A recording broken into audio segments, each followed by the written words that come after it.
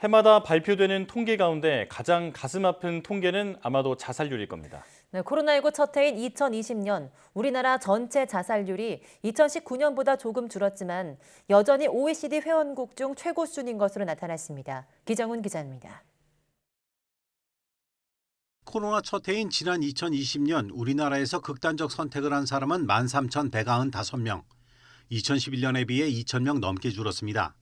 10만 명당 자살률도 25.7명으로 9년 만에 6명 감소했습니다. 하지만 여전히 OECD 국가 중 1위. 연령 표준화값을 적용한 자살률로 비교했을 때 우리나라는 10만 명당 24.6명으로 OECD 회원국 평균 11명보다 2.2배 높았습니다. 2003년 이후 2016년과 17년 딱 2번 빼고 1위를 지킨 불명예 기록입니다. 10대와 20대만 빼곤 전 연령층 자살률이 1위였고 특히 65세 이상 노인의 자살률은 46.6명으로 OECD 평균 17.2명에 2.6배에 달했습니다. 또 80세 이상의 자살률은 10만 명당 62.6명으로 다른 연령층에 비해 눈에 띄게 높았습니다. 다른 연령대보다 육체적 질병 문제로 인한 자살 비율이 높은 것으로 나타나고 있습니다. 한국의 노인 빈곤율이 OECD 1인 정도로 높은 것을 고려했을 때 이 육체적 질병 문제와 그로 인한 경제적 부담 등이 높은 자살률의 원인이 되는 것으로. 그나마 다른 연령층은 소폭이라도 줄고 있지만 청소년 자살은 늘고 있어 큰 문제입니다. 극단적 선택을 한 청소년은 지난 2016년 744명이던 것이 2020년 957명으로 늘었습니다.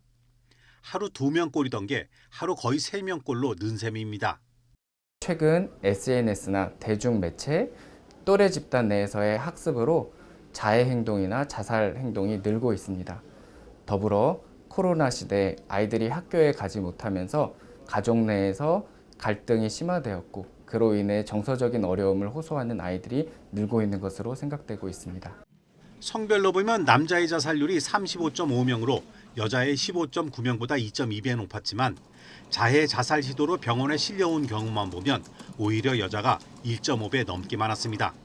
자살 동기를 살펴보니 남자의 경우엔 연령별로 이유가 달랐지만 여자는 모든 연령대에서 정신적 어려움이 가장 높은 것으로 나타났습니다.